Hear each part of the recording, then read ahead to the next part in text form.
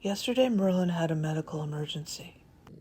And then he started to walk really funny and crooked, as cats do that. And he was starting to howl and breathe really heavily.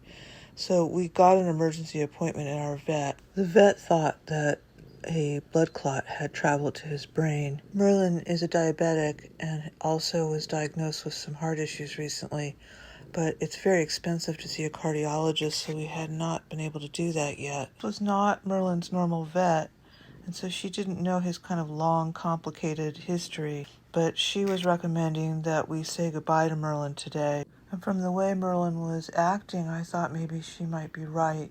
So I asked her if I could take him home for a few hours, and she gave him a sedative, and we came home. We got home. It took him a little while to settle down, but then I noticed that he was purring, and I could see by his body language that he was looking pretty good, and he was looking hungry.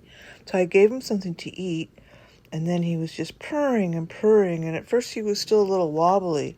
He ate an enormous meal, and then he just moseyed into the living room like nothing was wrong, walking perfectly fine. After telling the vet's office what had happened with Merlin, they had a cardiologist's office contact me. The soonest appointment we could get was for November 25th, but then they called me back 5 minutes later and moved it to October 23rd. It may end up being even sooner. The cost is going to be about $1,200, so now I'm just trying to figure out how I'm going to pay for it all. I'm definitely going to do some kind of fundraising, but I do have some of that money in an emergency fund.